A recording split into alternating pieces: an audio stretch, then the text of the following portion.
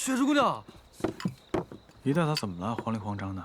三公子，姑娘昨晚只喊累，谁想一早起来人就发起热来，都开始说胡话了，死活不让我去请杜大夫，怕老太太知道了担心。行了行了，那个你去一趟木樨堂，悄悄的把杜大夫请过来，是，别让人知道了。好，我跟你去看看。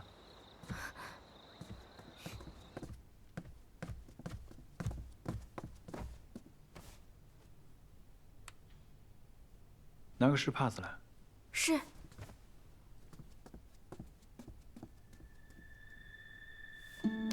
别走。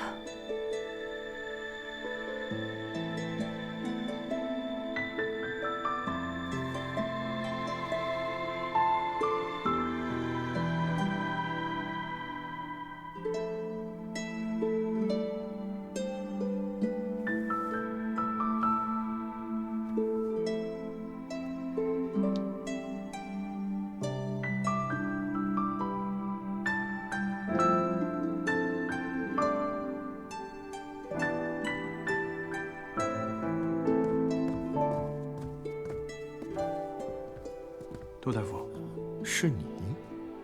麻烦您快给七姑娘看看吧。好。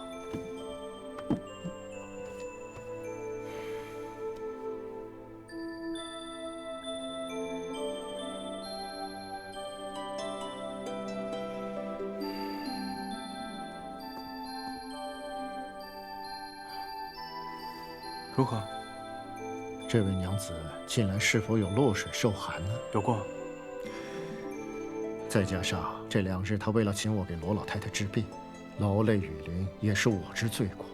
待老夫开上几贴药，服下之后，体内的寒凉之气和高烧会退去的。有了。那就太好了。不过，这雪芝，照顾你家姑娘。是。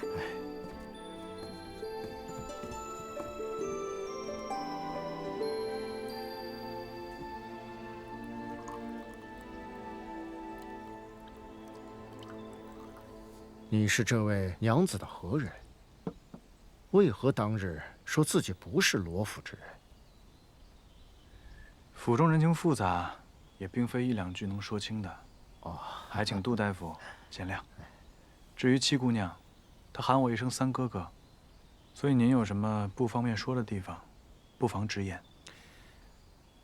从这位娘子的脉象看，有一处让老夫颇为踌躇。就是在他出生之时，体内便带有点弱症。老夫猜想，当年尊府夫人生产之时，很可能服用了大量的催产之药，而且当时胎儿尚未足月。催产之药？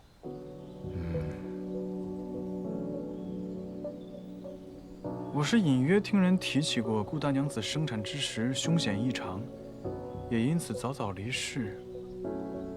不过知道当年之事的，恐怕只有她身边的老人了。这就难办了。娘胎里带来的弱症，老夫需要知道当年所用的催产之药为何物，才敢为她细细的调理。您的意思是？现下看来与常人无异，但是等到她为人母时，生产便会格外之凶险，而且随着年岁的增长，也会愈发的体弱呀。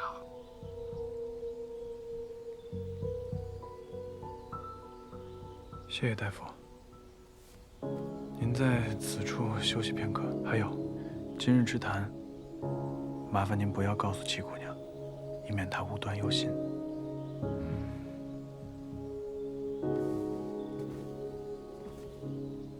石碑。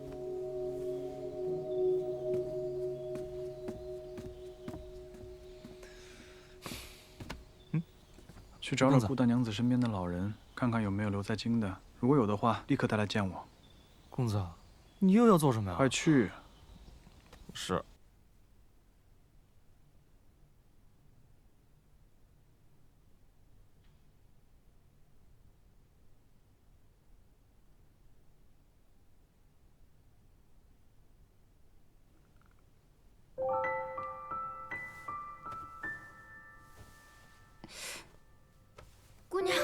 娘，你终于醒了，快把我吓死了！我生病的事情没有惊动祖母吧？没有，是三公子悄悄地把杜大夫请来的，又等您烧退了才放心走。现在连大娘子他们都还不知道。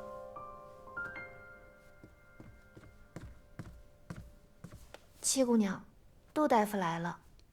你就是母亲送过来的松枝。七姑娘安好。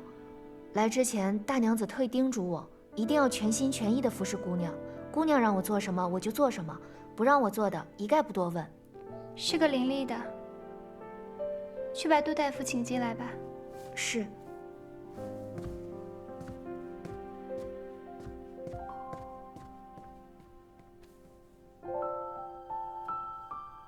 杜大夫请。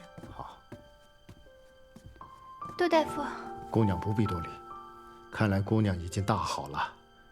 这是老夫新开的药，服用之后便无碍了。老夫人那里也安稳下来了，我会3天入府1次为她扎针，姑娘尽可放心。杜大夫，大恩不言谢。你要是有什么差遣的，尽管告诉姨宁，姨宁一定竭尽所能。啊，医者本当治病救人，姑娘不必多礼。那就有劳杜大夫了。松枝，送杜大夫下去吧。好。是。杜大夫请。姑娘，这杜大夫真是医者仁心。李大夫说，杜大夫配的药中有一味极品龙涎香，万金难求。前些年宫中急需，都是重金求购。这么珍贵啊！我们连诊金都没付呢。这龙涎香又是从哪儿来的？雪芝，雪芝。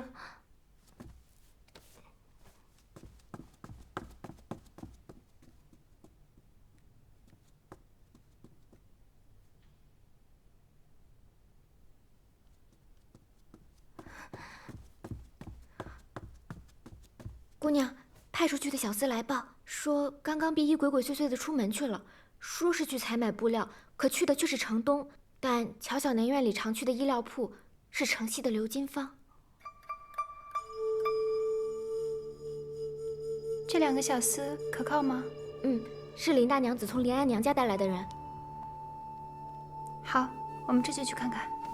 姑娘，你这病才刚好。哎，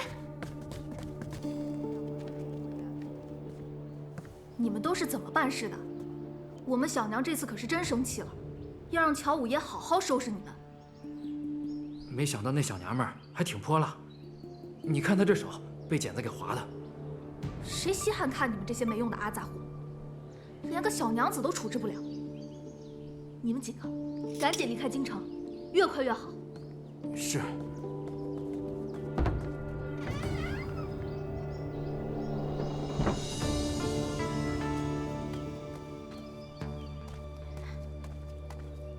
姑娘，要不我们还是报官吧？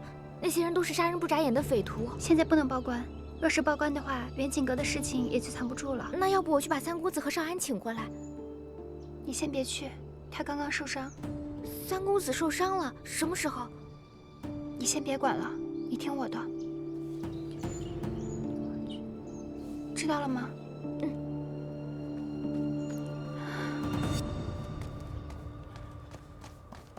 走。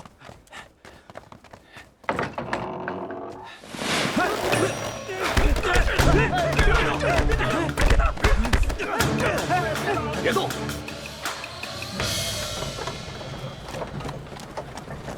姑娘，既然他们都交代了，为什么不直接把他们带回罗府，和乔小娘当场对质？你耐心一些，我自有办法。你就想着找个地方把他们关起来就好。绵绵果，又酸又甜的绵绵果来！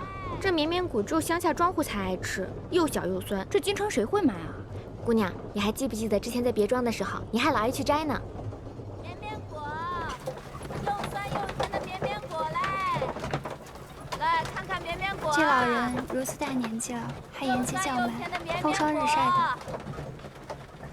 停车！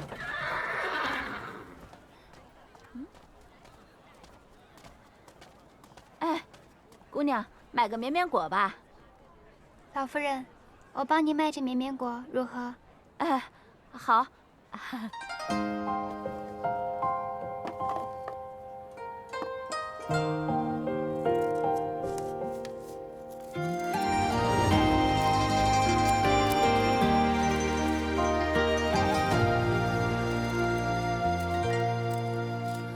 南风入境，嗅过人间，海棠依偎，一池卖福果嘞，又酸又甜的福果儿，来看看福果啊！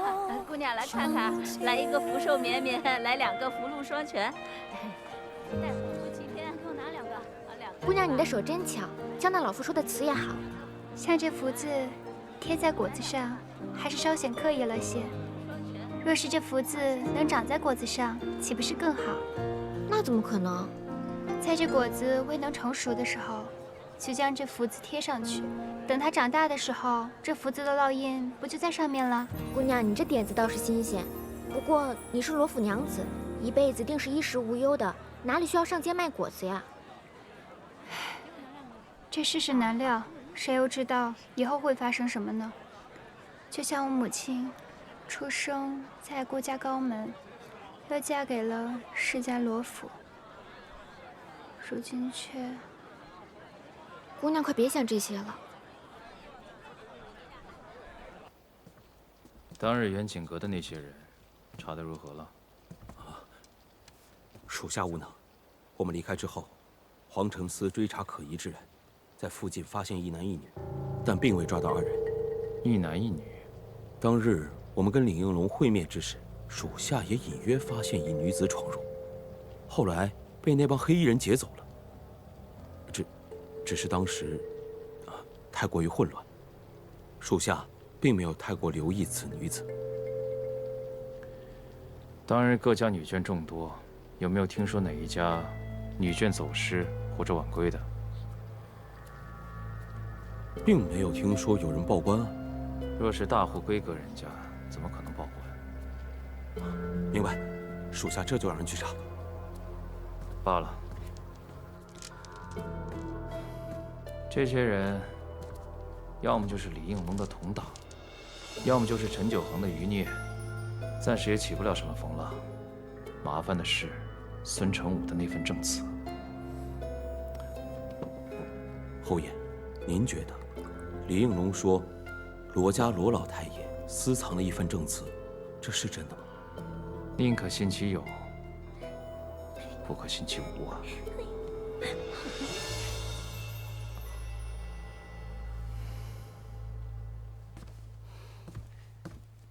舅舅，您老人家怎么来这儿了？听说你回京以后，整日流连勾栏瓦舍，连城府都很少回去。我不来这里，去哪儿找你啊？舅舅特意来找我，可是有事要交代。据我所知，你的祖母和罗老夫人有些故交，长辈间的手帕交，还算有些来往。那回京以后，你不得去罗府拜会拜会？自是应该。舅舅有何事，尽管差遣。李应龙交代罗府有证词，你替舅舅去罗府探索探索。明白。等一下，你这东西哪儿来的？这个，刚才街市上有一老妇叫卖，不过就是个乡野之物。哦，倒是叫法新鲜，说这是福果，我带来的美人喜欢，我就买来博她一笑。我这个果子啊，可不是一般的果子，这个果子啊，它寓意好啊，它买一个代表福寿满满。起开！起开！起开！起开！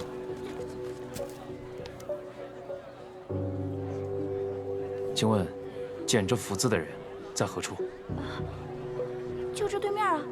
哎，这人哪儿去了？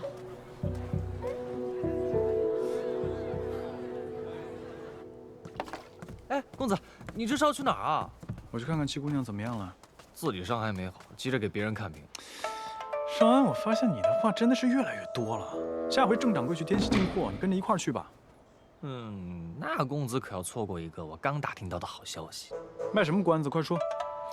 兄弟们打听了许久，顾大娘子当年身边的老人确实都已离开了京城，不过一个粗使婆子嫁给了一个姓安的农户，这人呢是个赌棍，不舍京城的繁华，便逼着安氏又偷偷的回来了。人在何处？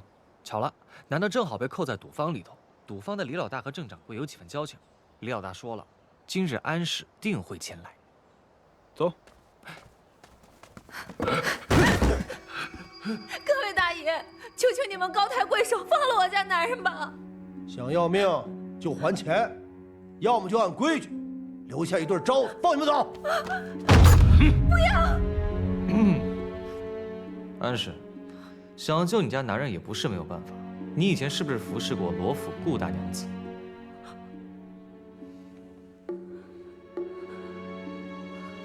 没有，我不认识什么顾大娘子。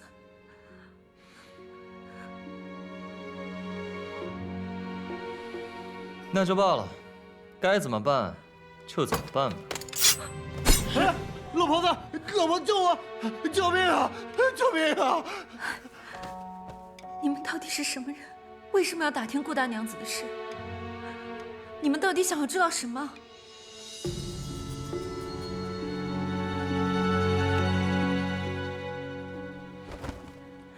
以后不许你们再回京城，否则小命难保。是。一路送出去，看好他们。是。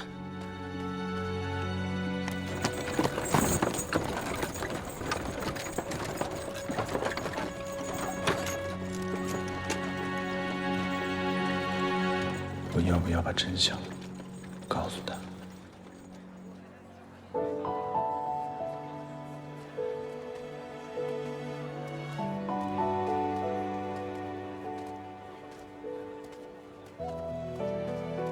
姑娘，天色已晚，我们该回去了。是啊，是该回去了。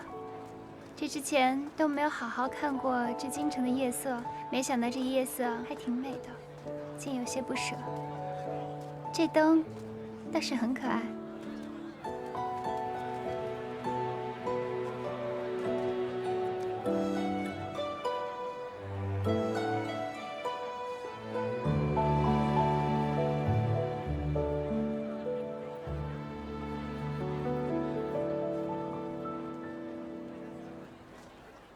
身体都还没有好，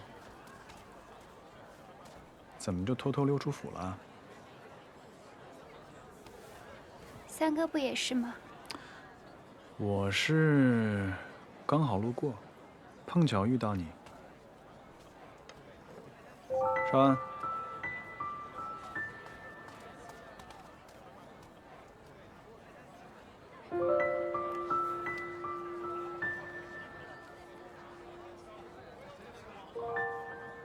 多谢三哥，杜大夫的事情他都告诉我了。那龙涎香价值万金，三哥还真是深藏不露啊。我不是有意想要瞒你。上次远景阁的事情之后，我都不知道到底哪个才是真的你，是在罗府默默无闻的三哥，还是可以得到龙涎香的三公子？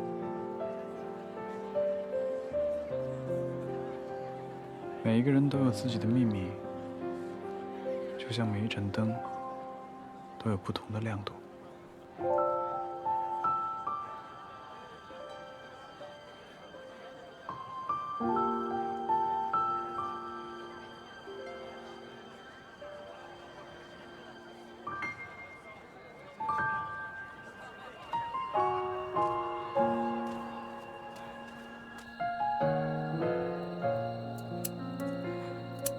当年，顾大娘子与罗二爷夫妻不和，就搬去了别院小住。不料一日出门，遇到了贼人，将她掳了去。我等四处寻找，等找到顾大娘子之时，谁知她已经有了身孕。安氏，想清楚了再说。小人说的句句属实。当时顾大娘子怕罗家人知道，便用催生药强行将孩子生下。生产之时，孩子并未足月。公子，今日赌坊听到的一切，半个字都不可透露出去。我明白。顾大娘子对我有恩，她遇人不淑，还遭人掳走，本就不幸之极。无论如何，我都要替她保守这个秘密。可如果七姑娘将来知道了怎么办？她永远都不会知道。是。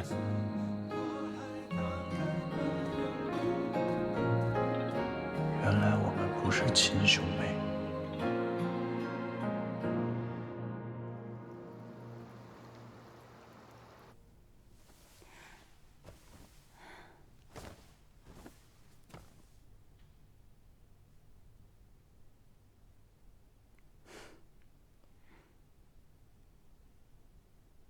姑娘，你醒啦？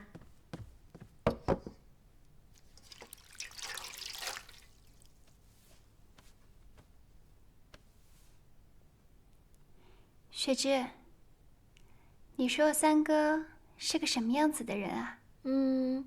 我管他是什么样的人，只要他对姑娘也没什么坏心眼就行。他对我倒是注意良多。哦，对了，我昨日听少安无意中说起，再过几日便是三公子的生辰。不过因为三公子不受待见，好像从来不过寿呢。想想三公子也挺可怜的。三哥的生辰，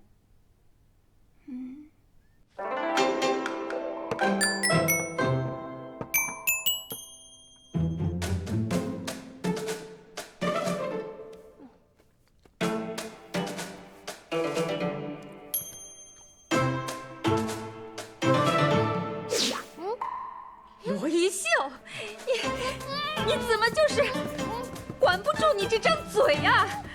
还吃？回来！大姐，我真的错了，你把符给给我，快点！这已经是第5回了，你知道我弄到那些书，我费了多少心思吗？现在全让他给我毁了！姐，我给你保证，他绝对不会乱跑乱拉了。谁信你的鬼话？快点！你快点！你听见没有？你给我站住！姐，你别追了！你给我站住！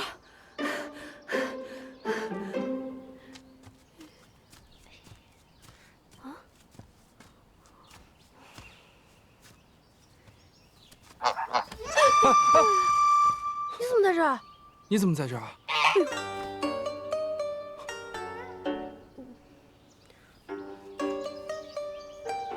你偷吃被抓了？他又闯祸了。哎呀，你说我为什么要减肥呢？那吃是我人生的一大追求，现在不让我吃，我活着还有什么意思？你说富贵，他也就是乱跑乱拉，也没什么别的缺点。就因为这么一个小缺点，就要把你全盘否定吗？哎，人生好难啊。额生也好难啊。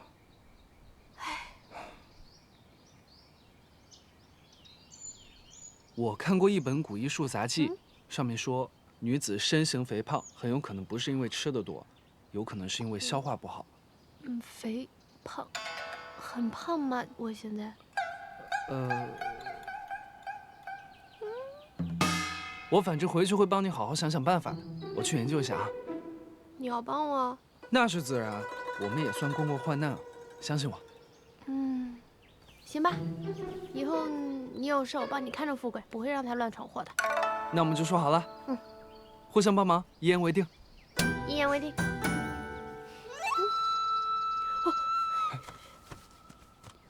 喂，哎，七妹妹是你啊？七外甥女，你怎么来了？我想让你们2个帮帮忙，办一个生辰宴。啊？三公子在吗？来了。三公子，七妹找我有事情吗？回三公子的话，是我们姑娘想喝您酿的枇杷酒了，特让奴婢来请三公子送2坛到我们海棠院。好，我随后让少安送过去。三公子，姑娘还让我传话，一定要让您亲自送过去。哦，好。雪芝告退。这七姑娘也真是的，还让您亲自跑一趟。您后背的伤刚好，为了拿龙涎香，明明3天的路，硬是要1天1夜跑回来。好，伤好差不多了啊。哎，公子，你就惯着他吧，开口就要2坛酒，他是要大宴宾客还是怎么着？况且今日还是公子的生辰，哪有让寿星跑腿的道理啊？母亲就是这一日过世的，我一向是不庆生，你又不是不知道。那我要干嘛来着？哦，拿酒。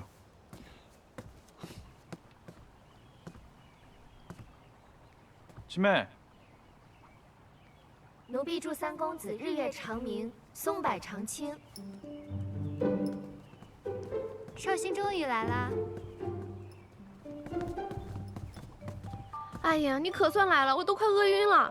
三位少，既然又大了1岁，以后做人可要厚道一点啊。多谢诸位。只是我这从来也不庆生，我们也不大肆的庆祝，就像往常一样，该吃吃，该喝喝，你不用担心。你看，你正好带了我最爱喝的枇杷酒，咱们一块儿多喝几杯。这个得配这个，这个菜得配这个，这样才是最美味的。你搞个香料比我配药还惊喜啊！那当然啦，不同的食材得配不同的香料，才能把它的风味发挥得淋漓尽致。那个，三哥，我是第一次这么叫你。今天既然是你的生辰，那我就把我刚调配的秘制香料送给你，祝你胃口大开，吃什么都香。谢谢六妹。那个大外甥啊，鉴于你上次请客不付钱的恶劣行径，我原本是不打算来的，所以呢，这寿礼你就别想了。舅舅，上次之事是我不对，多有得罪。啊，罢了罢了罢了。你这态度呢，倒也算诚恳。回头我送你我精心研制的伤药，你出门在外要是有个什么跌打损伤的，比那外面药铺的管用多了。谢谢舅舅，这一杯我先干为敬。哎，等等等等，光喝酒有什么意思啊？得玩点什么？这是什么？行酒令。我们1人转1次勺子，等勺子停下来之后呢，转勺的人可以向勺柄指向的人提一个问题，必须如实作答。若答不出来呢，喝1杯酒；若答上来了，提问的人喝1杯酒，如何？我觉得可以。你先示范一下呗。我示范一下。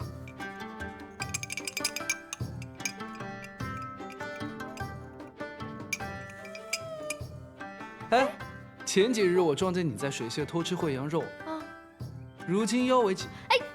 哎，这是你能问的问题吗？不问就不问。那你答不上来，喝酒。好吧。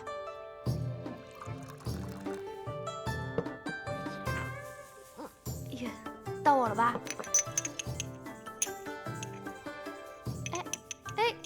你，你来罗府都不读书，你家里人知道吗？不知道啊。不知道，还挺理直气壮的嘛。行，我喝。我今天非灌你半坛子酒不可。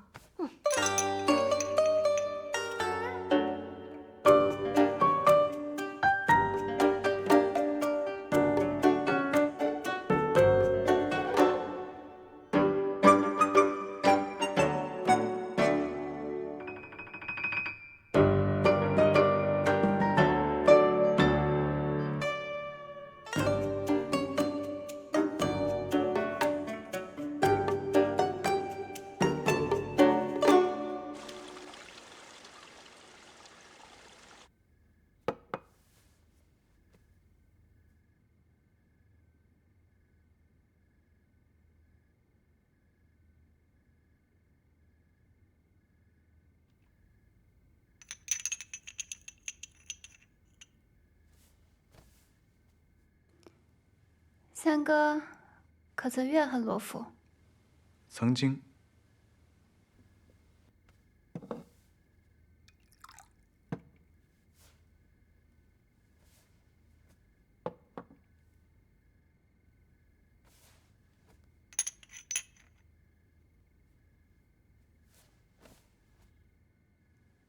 那现在呢？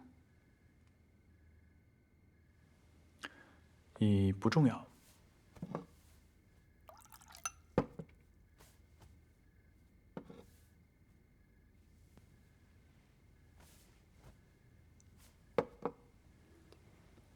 不用转了，想问什么直接问。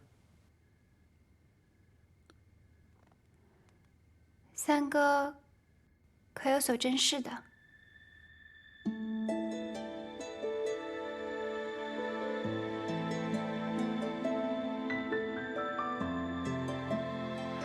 老夫猜想，当年尊府夫人生产之时，很可能服用了大量的催产之药。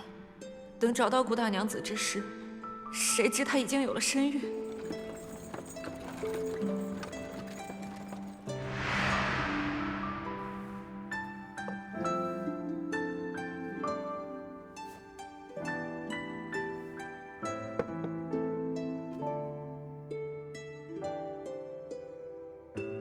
七妹妹，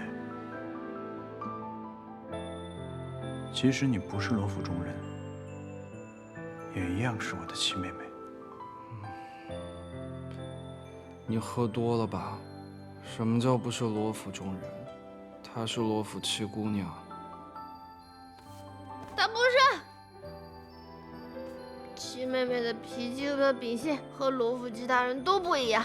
三哥说的对，三哥说的对。你这就不行了，别在这儿睡，我扶你回榻上。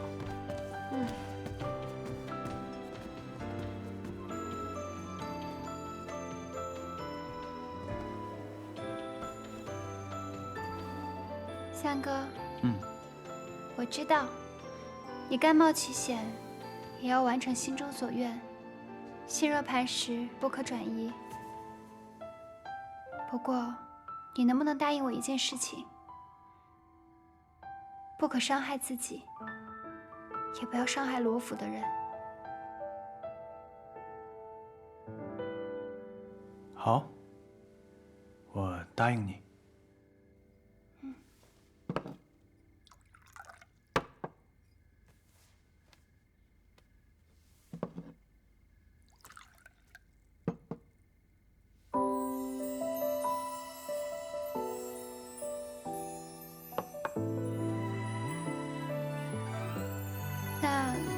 心中的秘密，我都不会再过问了。我只希望三哥可以在正途上去完成自己心中所愿，这样才可以保护自己，亦能保护自己所珍视的人。好，我记住了。背影聚心会，过往年中无需追，君之梦，我之愿，相依偎。你们一个个的都在干嘛？这都大半夜的了，怎么才来跟我禀报？姑娘不让我们待着，说是要给三公子贺寿。我也是担心，这都半夜了也没个动静，就大着胆子过去看了一眼。还真是一凑一窝。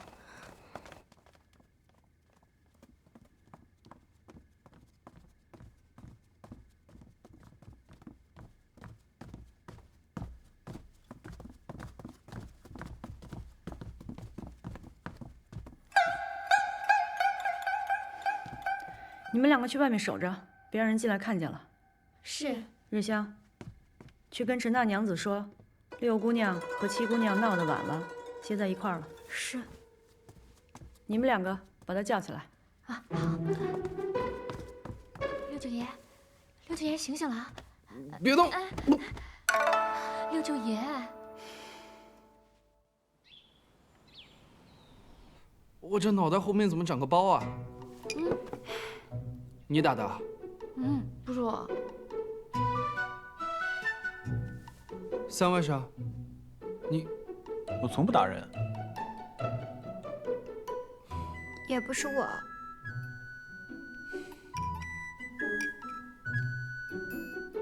这大早上的就吃这些啊？要不要给你备上一桌山珍海味、人参鲍鱼，再配上60年梨花白？不用了，不用了，吃这个就不疼了。我大姐真的是仙女下凡啊，细致入微，是吧？对，我就说二婶人是府上最好的人了，连粥都比别的地方要香呢。我大姐的好还用你说啊？不仅温柔贤淑，而且还会算账管钱。别说临安了，放眼整个京城都找不到第二个跟我大姐一样厉害的人。那是自然，母亲穿的戴的都是当下最时兴的，做女儿的自然是比不上的。对吧，三哥？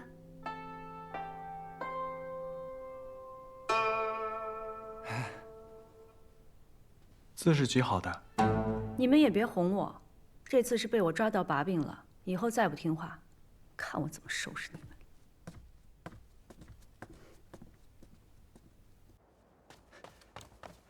公子，出大事了！你可算是回来了，李应龙死了。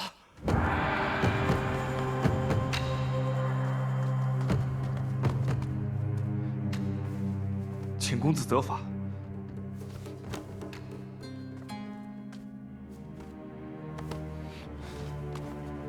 你我是生死兄弟，我们之间永远不必如此。只是我这一剑，耗费了大家这么久以来的心血。李应龙可是唯一的人证。是李应龙太过狡猾，故意装晕厥逃走，还想伤人。若是被他逃走了，岂不是要惊动了整个酒肆的客人？我知道，全也是不得已而为之。若是找到那份证词就好，只是不知道陆家学那边什么时候对罗府动手。狭路相逢，见招拆招便是。这么多年我们都熬过来了，没什么可怕的。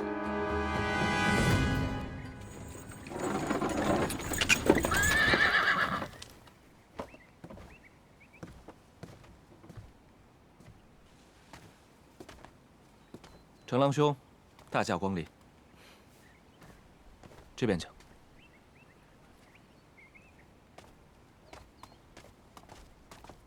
拐了，慢点，慢点，拐弯了，拐弯了。转弯了。慢。哎呀，祖母，您又给剪掉了。哎呦，你说我这个老眼昏花，我弄这些老式的东西干嘛呀？祖母，您还总说我没耐心呢，我看您也是很没耐心。你是不是看着我身体好了，又想气我呀？老夫人，程家二郎进京来拜见您了。程家二郎啊，哎呦，你这样，让他到正厅去候着吧。是。祖母啊，这程家二郎是谁呀？程家二郎我记得叫程郎，可是陆家学的侄子程郎，你认识他？我不认识。是之前在远景阁看戏的时候，我听六姐姐提过一嘴。程郎的祖母是我同宗姐妹，年轻的时候我们要好得很，后来她远嫁了呀，所以我们就疏于来往了。哎呀，这个程二郎怎么就突然造访了呢？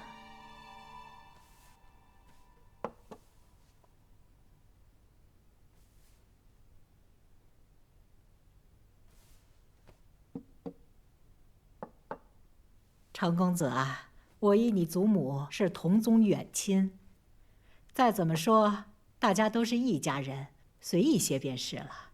这是我的4个孙女，她们年纪都比你小，来，相互认识一下吧。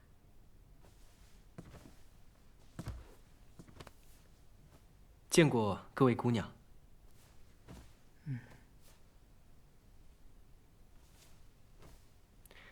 我祖母时常记挂老夫人，前些时候又听闻老夫人身体抱恙，更是焦急万分。但她年事已高，不宜舟车劳顿。此次虽是让我来罗府拜学，但更是前我来看望老夫人。真是的，让老姐姐担心了。我这身体啊，已经大好了，多亏我这个小孙女怡宁，她为我求医问药。还一个劲儿的天天逼着我喝那个药汤。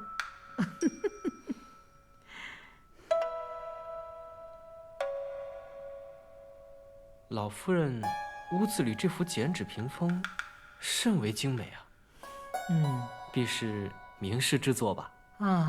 这个精美之作呀，也是我小孙女剪的。她一小就喜欢剪纸。没想到七姑娘如此手巧。我舅舅也喜好剪纸。都是我喜欢的一些小玩意儿，南东大雅之堂。啊，我与大姑娘却是见过一面的。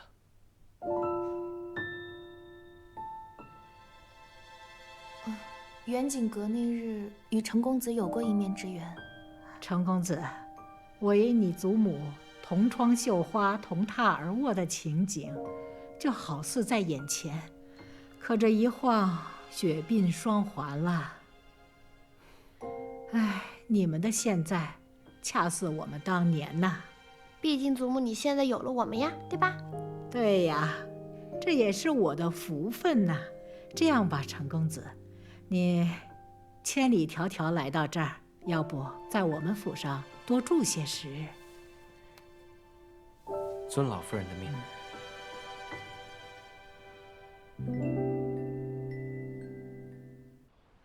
你是想把一玉说给程郎？是啊。儿媳想着，程郎君年少有成，家世又好，一玉呢也到了该议亲的时候。若是能成，这岂不是一桩良缘？家世虽好，你只知其一，不知其二啊！母亲是不是介怀程郎君是庶出啊？但他年纪轻轻，已经中了举人，还有陆侯做倚仗，咱们家有了这样的姻亲，岂不是件好事儿？嫡庶并不重要，重要的是人品。程郎年幼时，时常被他兄长们欺负。自从倚仗了陆家学之后，你知道程郎是怎么对付他那2个兄长吗？一个意外身亡，还有一个远避他乡。你说，这里的事情，非我们所能想象啊！陆家学这个人深不可测。你说他年纪轻轻就被封了安北侯，程郎跟着陆家学以后，这关系上上下下、左左右右，盘根错节呀！哎呀，我们一玉可是罗府精心教养的嫡长孙女，我万般不舍，把一玉嫁到这么一个深不可测的人家去。儿媳呀，俗话说得好啊，好女不愁嫁。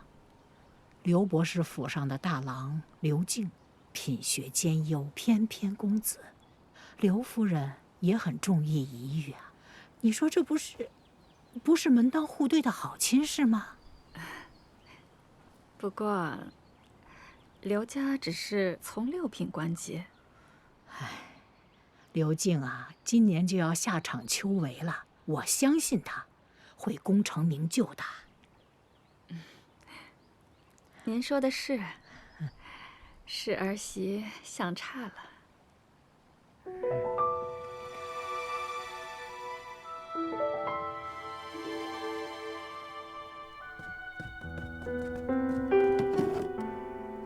雪芝，你去拿一个火盆过来。姑娘，这是要做什么？把它们烧了。啊？啊什么？快去！哦。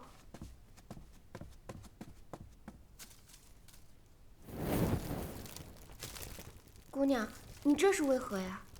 有些东西烧了，一了百了。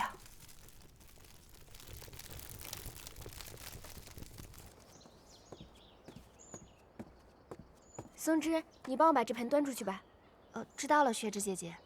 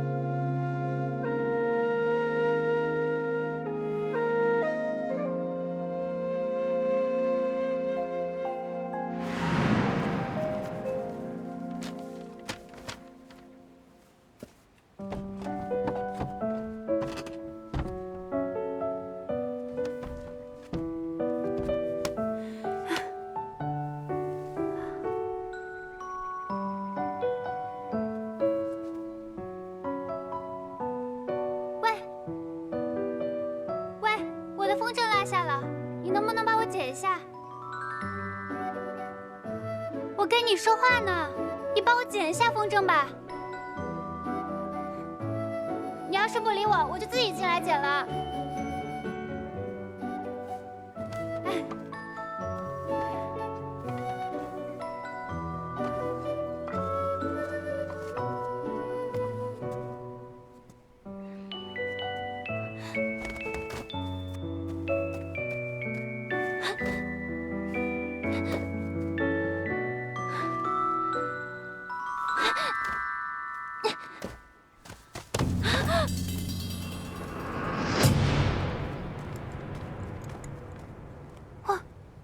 看不见啊，就是他们把你关在这里的。你是谁？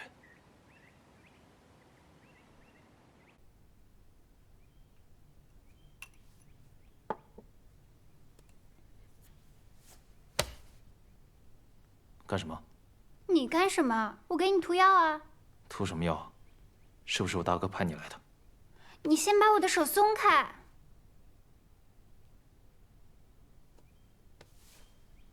年纪轻轻的，眼睛就看不见了，是挺可怜的。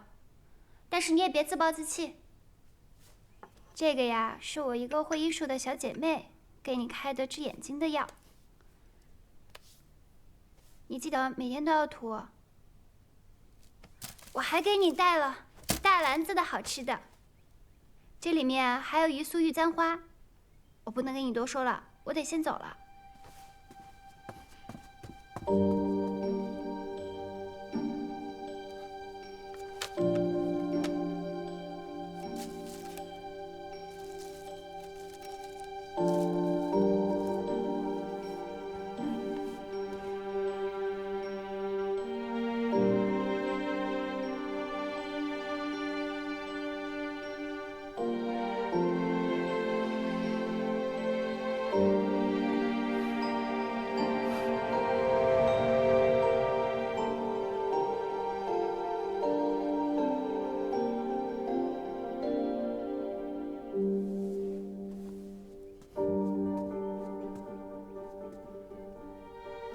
给你欣赏一番我的剪纸。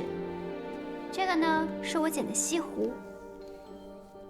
这西湖上有一片小舟，舟上还有2个人。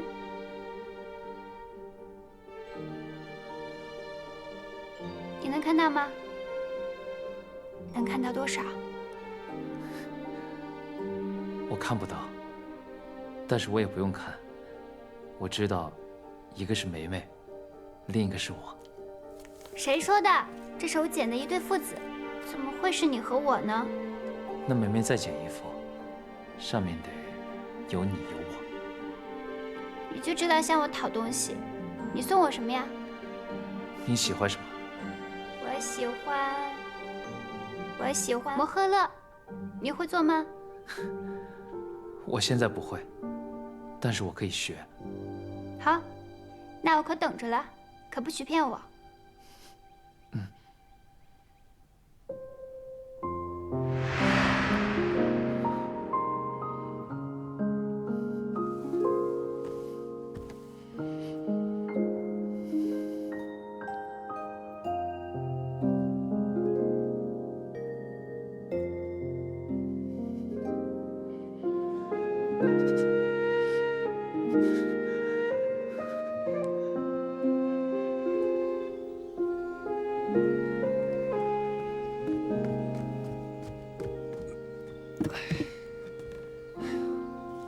公子，那成郎是陆家学的外甥，他入府真的只是探望老夫人吗？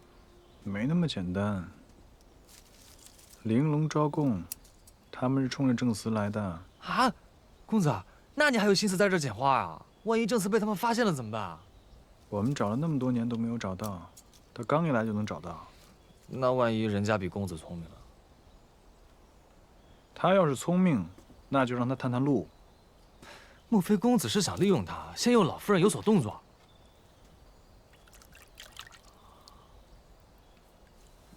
今年这芍药开的是格外好啊！等会儿给七姑娘、老夫人，还有林大娘子，都拿几盆。知道了，公子。不过话说回来，以往给老夫人院里送花时，那几位老妈妈都爱答不理的，现如今都忙不迭的往里搬花，还夸赞几句公子的孝心，果然是精诚所至，金石为开啊！老夫人对我改观，那是因为七姑娘。你以为是因为我送花啊？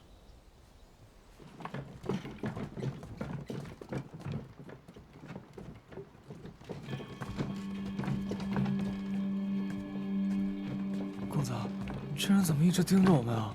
他走他的，我们走我们的，没事。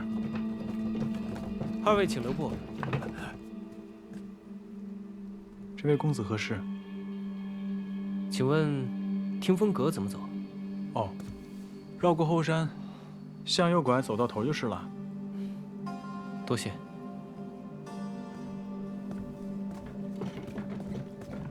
吓死我了！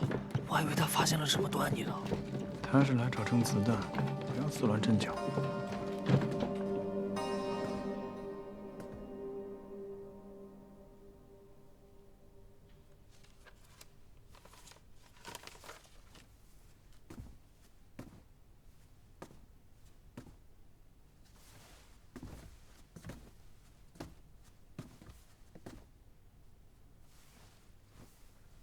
程郎兄今日也来听课。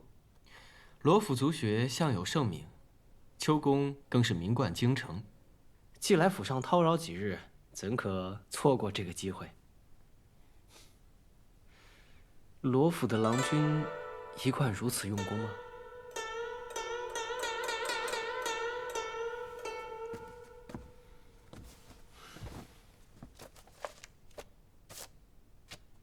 山远兄喜欢兵法，莫非程郎兄也有此好？从军为国，最显男儿血性。唉，可惜啊，我母亲不许我习武，只求我能中举。是不是罗老太爷留下什么遗愿？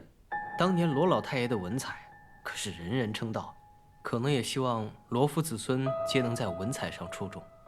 祖父去世时，身边只有祖母。我从未听祖母提起过祖父有什么遗愿，怕只是我母亲的一厢情愿吧。你是罗府大房嫡子，想必最得罗老夫人疼爱，许是不舍得让你上战场。在祖母心中，我们所有兄弟姐妹加在一起，也比不过一个罗怡宁。七姑娘，这七姑娘有何过人之处？能有什么过人之处？只不过是善于撒娇卖乖，讨好祖母罢了。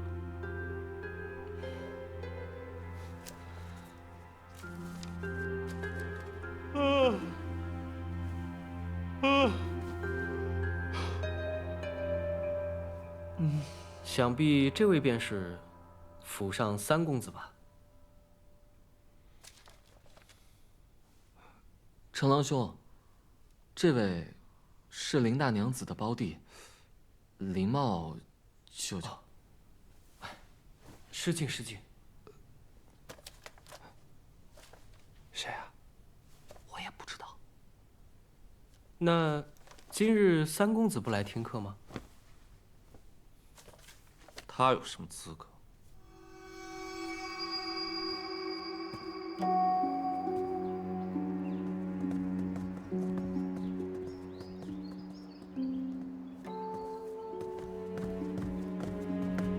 七姑娘，陈公子，这是要去哪儿啊？我准备去给祖母请安。程某正要去给老夫人请安，不如同行，请。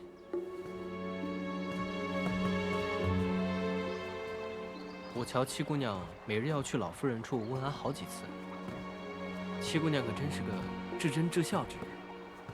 我年幼的时候丧母，自小是祖母带大的，到时候我们自然与祖母关系更亲厚一些。七姑娘小心台阶。陈公子，多谢。这七妹大庭广众之下拉拉扯扯，成何体统啊！祖母看不上程公子的，必定不会同意七妹同他交往。大姐姐放心吧。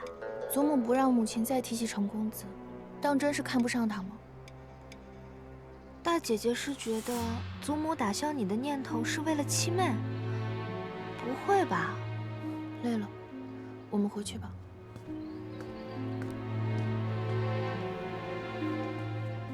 姑娘，我今日差点被陈公子吓死了，他这是何意？莫不是他看上姑娘了？休得胡说，此人并非良人，我看他是故意试探些什么。要试探什么？姑娘回来了，这是方才三公子送来的。放在这儿吧，回头我插花。你们先下去吧。是。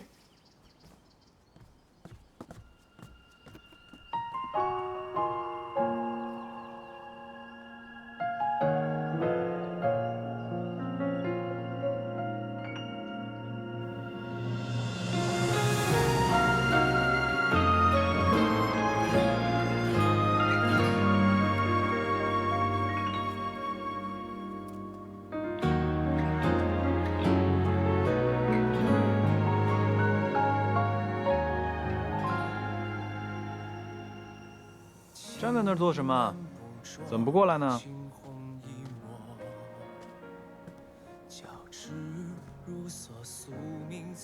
三哥的字写得真好看，要是能坦坦荡荡，让他人看看，会更好。其他人的看法我并不在意。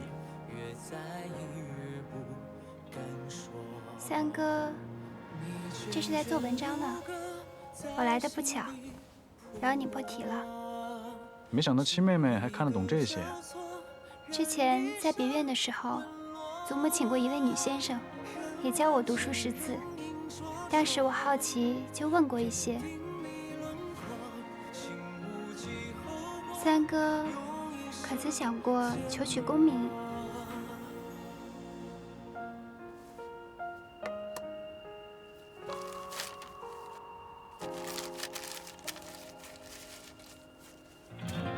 七妹妹找我何事？哦，程郎入府行迹可疑，我觉得他定有其他目的。没错。那三哥可知道他来府里到底是要做什么？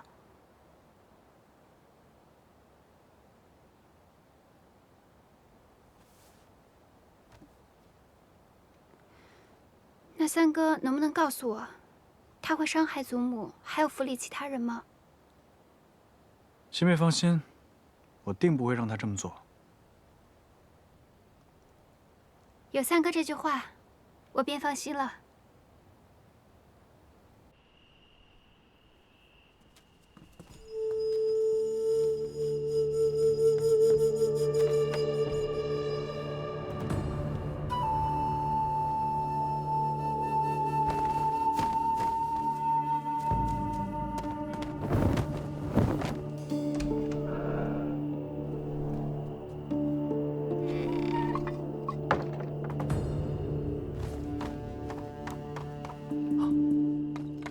什么人？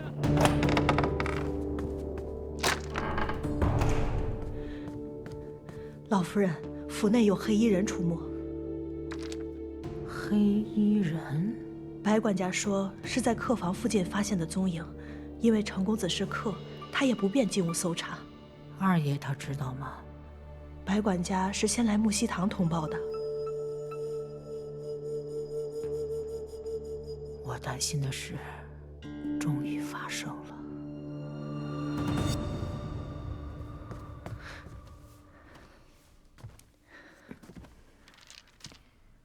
老夫人是担心程公子入府，是为了那份东西。程郎是陆家学的外甥，这个陆家学靠上谁平步青云的，这我心里非常清楚。今日程郎突然登门造访，我已经生疑了。文斋啊，文斋，你丢下这么一大烂摊子，你叫我怎么办？老太爷刚挣了一辈子，当初您不也是看中了这一点？叫白管家不要声张，盯着点就是了。是。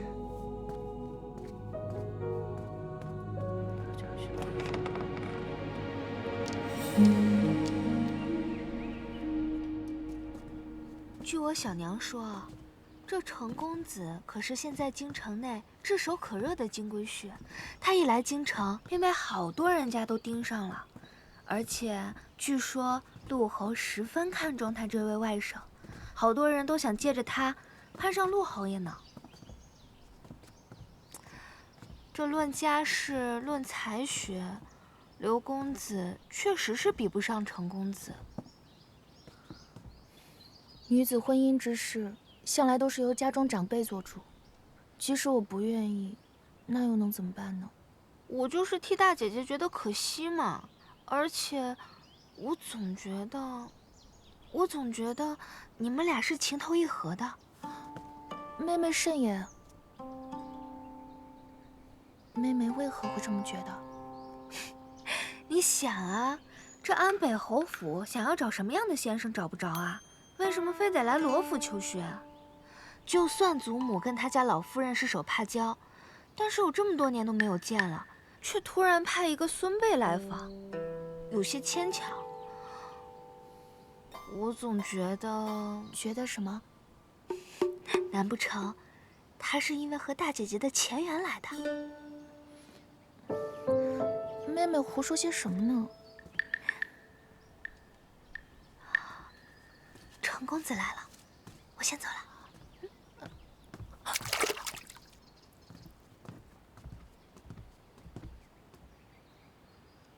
你也走。是。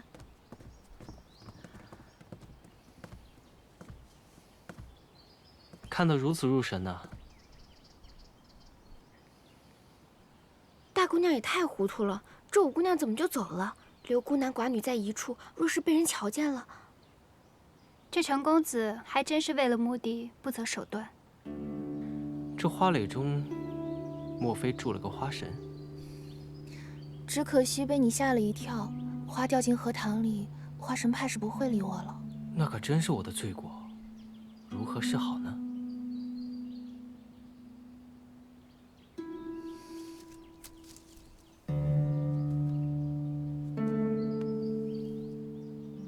你回头告诉下院子里的人，之后行事说话都要更注意一些。要是有人问起什么，什么都别说。是。七妹妹，七妹妹也是来此处赏荷花的，还是知道程公子近日都会来这里赏花，故意来候着的？那吴姐姐又是怎么知道程公子会来此处赏花呀？我还要去祖母那边请安，先走一步。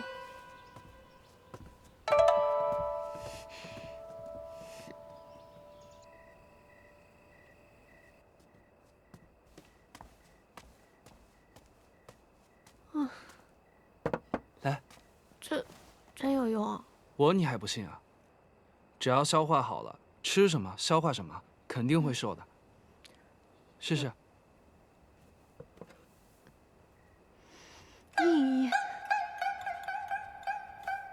走走走，过来过来。哦，最近吴姐老来找大姐聊天，不知道说些啥。大姐姐，哎，大姐，宜秀，大晚上的在厨房干嘛呢？没有，我出来散步呢。娘说让我多走动走动，别偷吃东西啊。好的。走。哎呦！哇，一身力气。你没事吧？真该捡起来了。起来。女子胖一点难道是错吗？七妹妹都说了，只要身体健康，胖一点又怎么啦？七外甥女说的倒是有道理，身体健康才是一切的根本嘛。不过呢，你虽然是丰腴了一点点，但是还勉强算得上是可爱伶俐。什么叫勉强算是可爱伶俐啊？哎呀，行了，我走了，你记得喝药。哦。行，喝。这样怕是不妥吧？放心吧，大姐姐，藏得如此隐秘，断然不会被人发觉的。祖母偏疼七妹，一时无法，只能靠你自己了。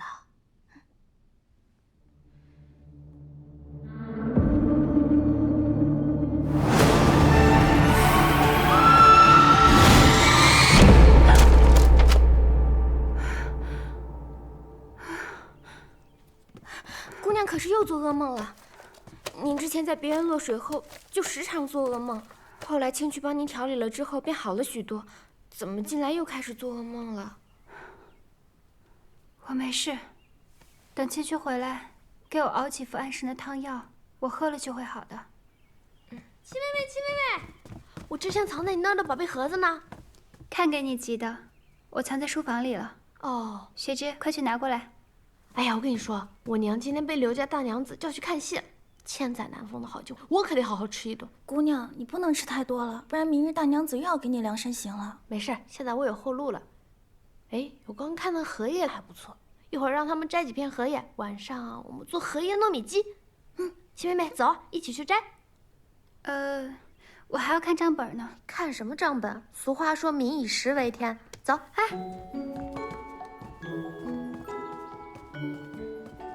这荷花长得真好。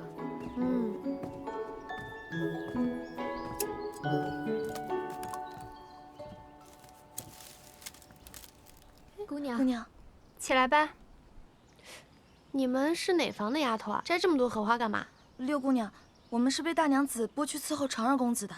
大娘子说，寻常的花俗气，便让我们摘些荷花放在成儿公子的房间里。哦，行，那送去吧。等等，这成公子的书房摘这么多荷花做什么？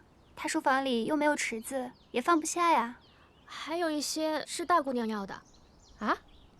大姐姐什么时候喜欢荷花了？奴婢也不知道。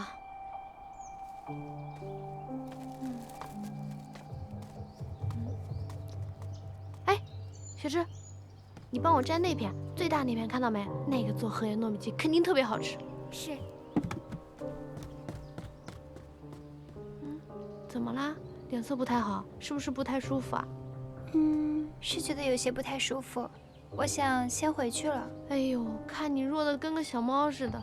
行了，雪芝，你先带它回去吧，那个荷叶我自己摘就行了。啊，那我就先回去啦。去吧。雪芝，我也想要荷花苞，不过不要你亲自去摘。我刚才瞧着那些丫鬟摘的就挺好的，一会儿等大姐姐不在院子里，你管她们要一朵过来。姑娘，这满池的荷花苞，真哪一朵不是一样？干嘛非要人家已经选好的？我觉得大姐要那么多荷花苞，另有目的。你先去，回来就知道了。是。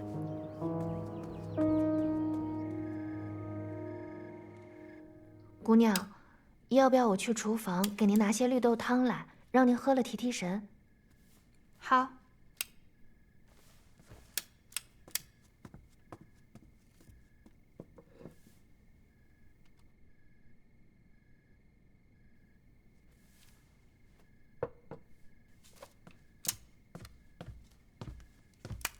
姑娘，这是奴婢悄悄从大姑娘那里要来的荷花苞。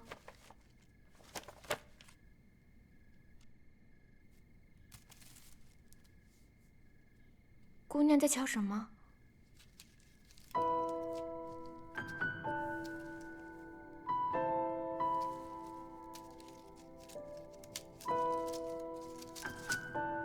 姑娘，这荷花苞好好的，你掰它做什么？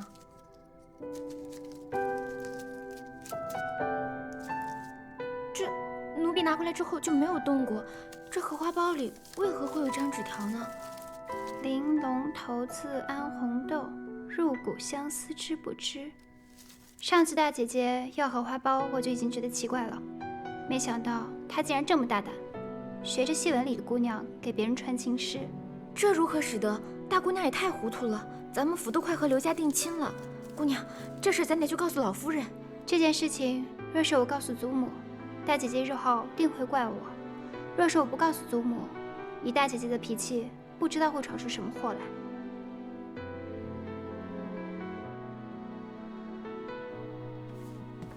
这件事情只有你我知道，不能让别人知道。这个字条也是，就当没有看见过。姑娘，这事咱们真的不管了，万一日后东窗事发了，我只是不想让祖母担心。而且，若是能在祖母不知道的情况下让大姐姐悬崖勒马，这是最好不过的。大姐姐也并非恶人，只是被有心之人利用了，还不自知罢了。大姑娘往日里那么待你，你还是打算帮她？我只是不想让祖母担心，若真是出了事，别说罗一玉一个人了，整个罗府未出嫁的姑娘都会受到牵连。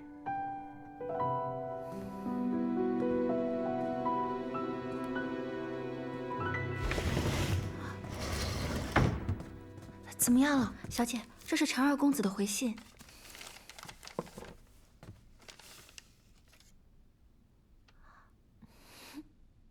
他说我的衣裳很好看，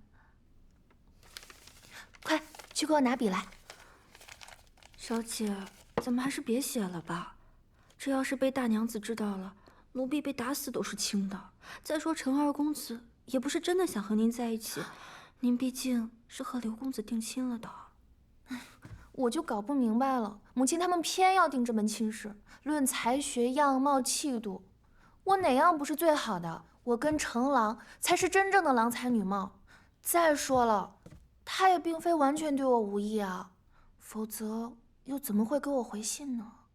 总之这件事你莫要管，此事只有我们3人知道，不会再有旁的人知道，明白了吗？可行了，拿笔去。是。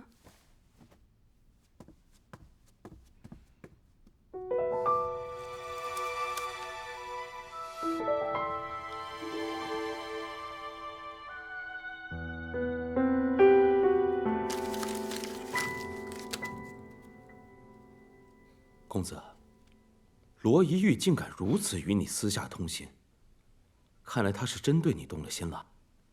你可曾从他口中得到什么消息啊？他说，罗老太爷生前最常待的地方就是怡心斋，他故去后，怡心斋一直都被保留着。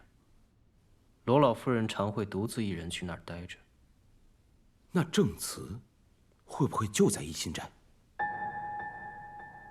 有可能，找机会进去翻一翻。这罗一玉虽是大房嫡女，但大房嫡女不如二房得罗老夫人的心。罗一玉也是知之甚少，套不出什么话来。回头把这些话都扔了。好。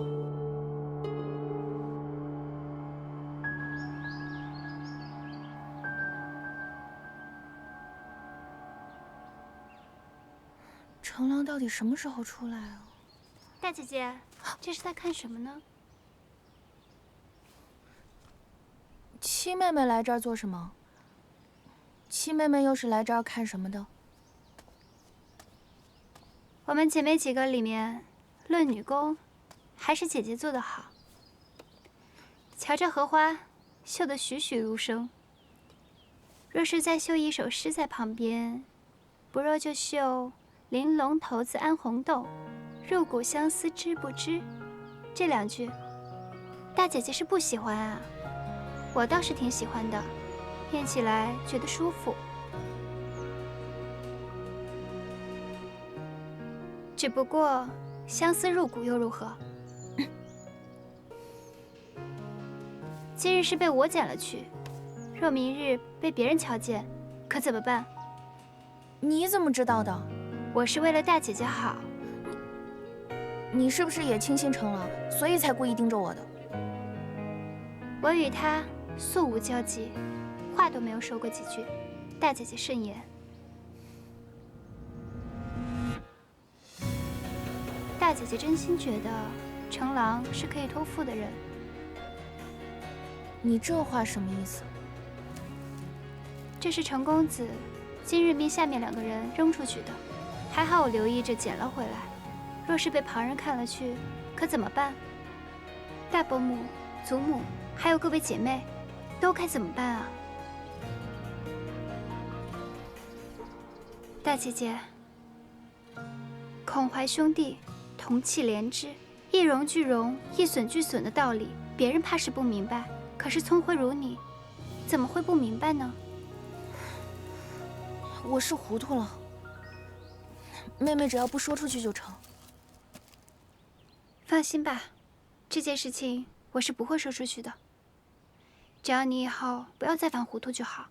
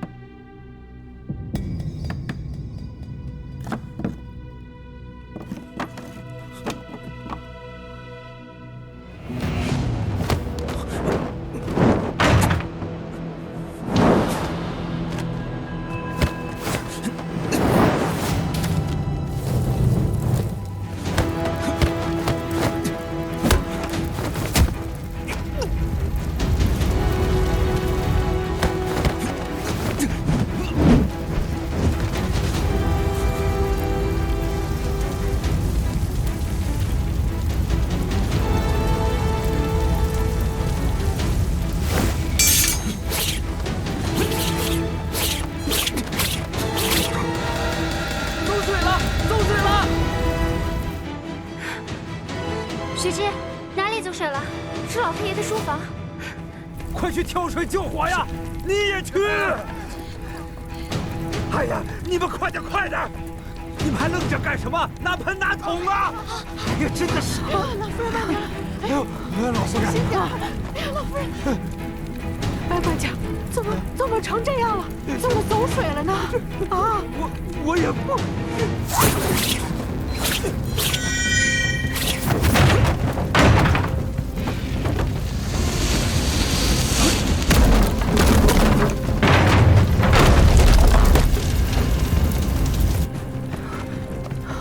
二爷，母亲，你去避一避吧，这有我的。避什么呀？赶快找人来救火呀！白管家还愣着干什么？快叫人去救火呀！去！是二爷。怎么会烧成这身体？怎么烧成这样？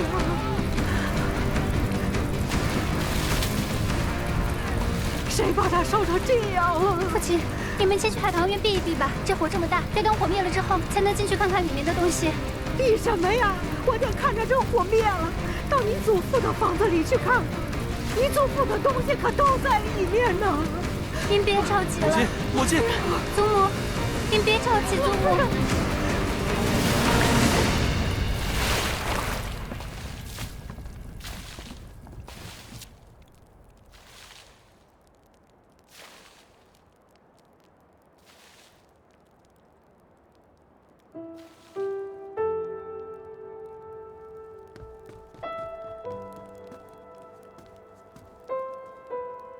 母亲，您放心，儿子一定竭尽全力帮你复原一心斋。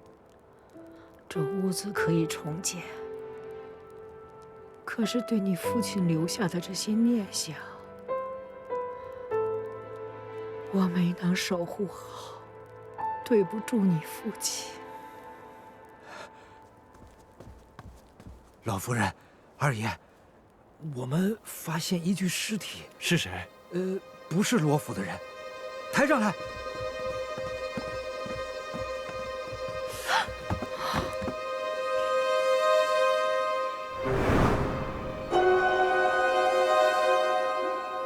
快去报官啊！是。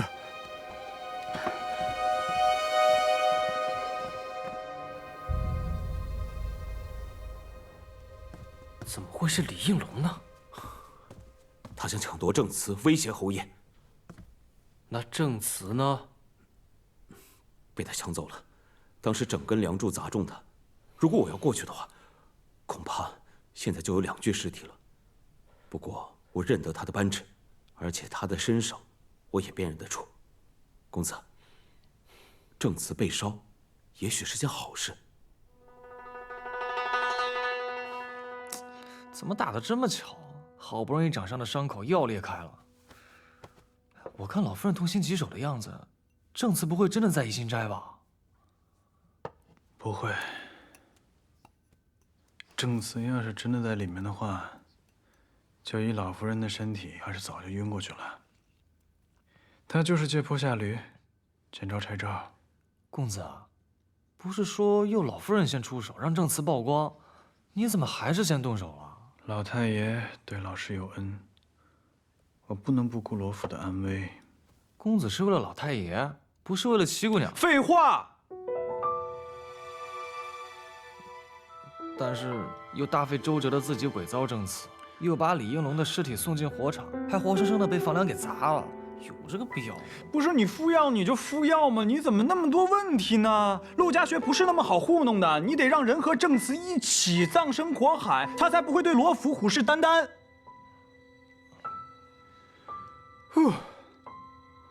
敷药。